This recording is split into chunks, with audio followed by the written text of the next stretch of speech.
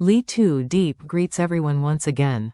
She thanks the faithful audience of her channel, the silent companions who have walked alongside her through countless chapters of longing, waiting, and fragile hope.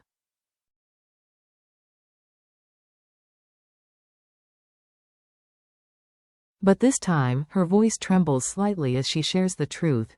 James had confirmed he would not return, at least, not anytime soon.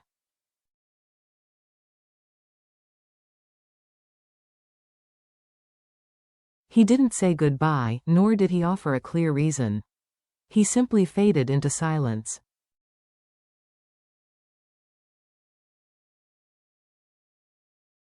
For Diep, the days stretched endlessly. She missed James with a heaviness that clung to her every breath.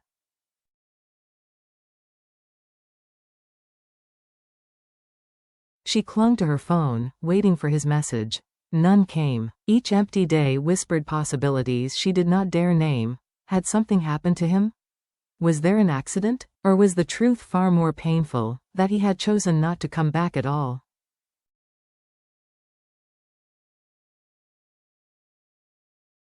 Her heart was torn between two choices: to continue waiting in hopeless silence, or to summon the courage to find him.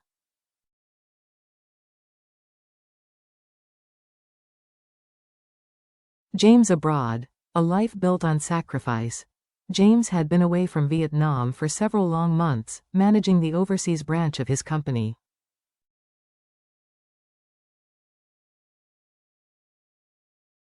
His journey was far from easy. The early days were marked by sleepless nights, countless challenges, and the weight of responsibility that pressed on his shoulders like a stone.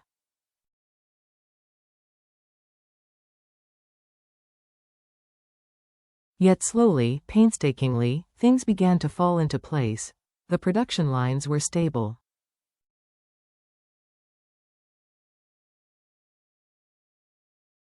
Workers had been trained with precision. Operations flowed smoothly. On a video call with his father one weary evening, James's voice was both warm and worn out.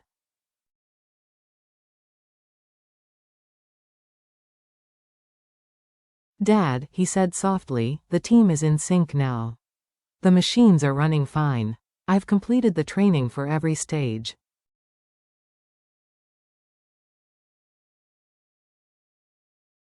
I think it's time for me to return to Vietnam." His father paused, thoughtful and deliberate.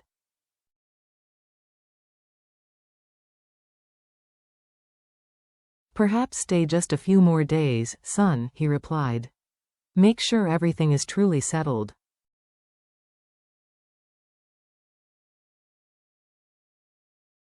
Once you leave, coming back won't be easy. And tell me, James, are you returning because of work, or because of Diep?"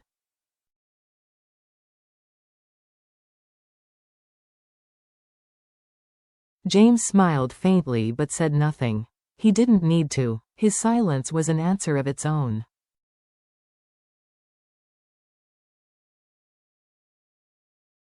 The small house, the waiting heart. Meanwhile, back in Vietnam, Diep lived quietly in a modest house.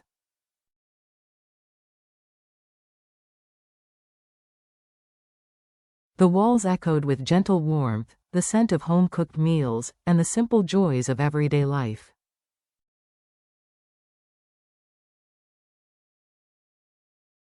But underneath it all was the aching silence of absence. She had taken in little Nhi, a 3-year-old girl separated from her parents.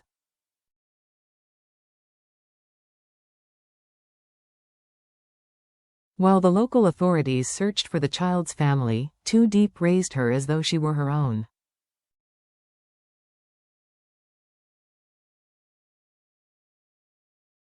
She fed her, brushed her hair, read to her at night, and held her close when she cried.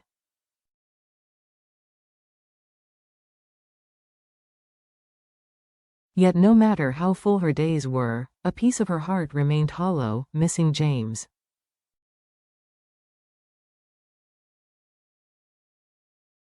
His calls had become fewer. His messages were short, clipped, almost rushed. "I wonder if James is all right," she whispered one evening, staring at the dark screen of her phone.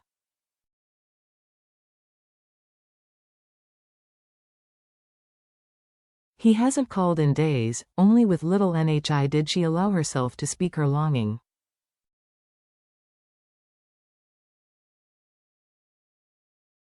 She told the girl how kind James was, how deeply he cared for others, how much she believed in his goodness.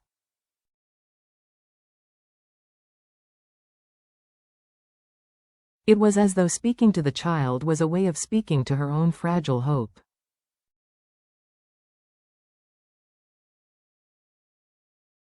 A fragile connection. Then, one night, the screen lit up. James was calling. His face appeared thinner, lined with exhaustion, but his eyes still carried that familiar softness.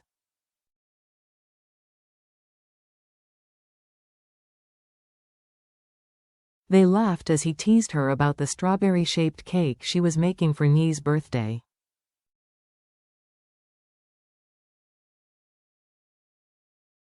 It looks like a strawberry, he chuckled, but a rather messy one. She laughed with him, but her heart tightened.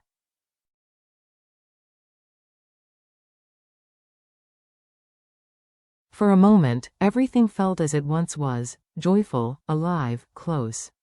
But then his expression shifted.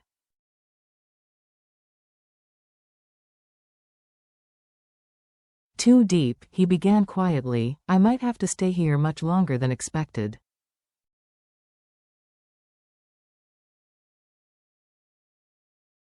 Maybe years. I'm afraid. Afraid that if I stay too long, I'll lose you. She didn't blink.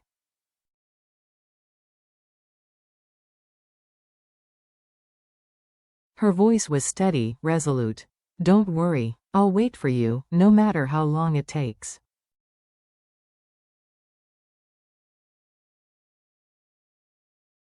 Just come back to me, he smiled, but behind that smile was a storm of doubt. He didn't dare speak the truth, that the silence might stretch on far longer than either of them imagined.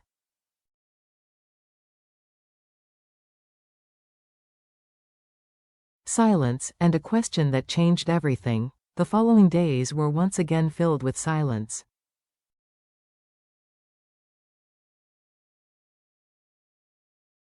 No calls, no messages, just the weight of uncertainty. One afternoon, as Too Deep washed fruit for NHI, an elderly neighbor stopped by.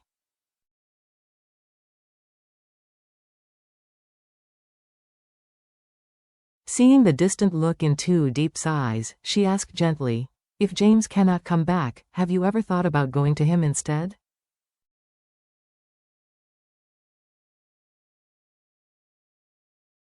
The question lingered in Too Deep's heart like a bell that refused to stop ringing.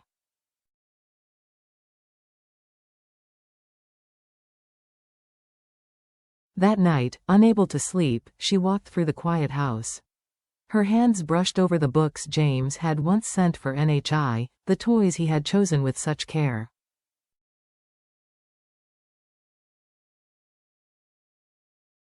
Every object was a reminder of his love, not grand gestures, but steady, patient presence.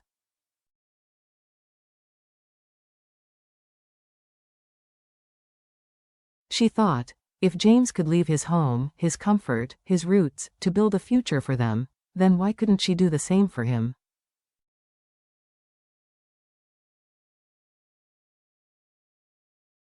A decision born of love. The next morning, Too Deep rose early. She took NHI to the market, greeted neighbors with her usual serene smile.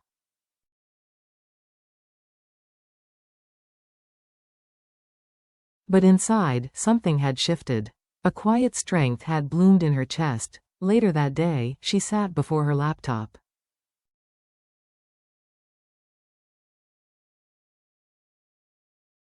Her fingers trembled as she began to type. Each word was heavy with promise. If you can't come back, then let me come to you.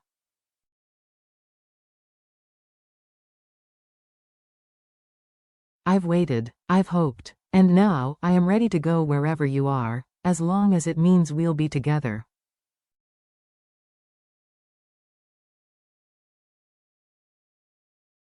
In that moment, Too Deep understood that she was not simply choosing James. She was choosing love.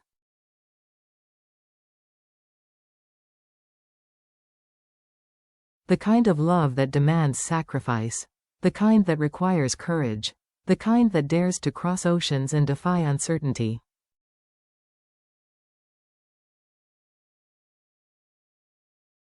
She would go, not because it was easy, but because it was right. Because in a world determined to pull people apart, she believed that two hearts destined for each other will always find their way back.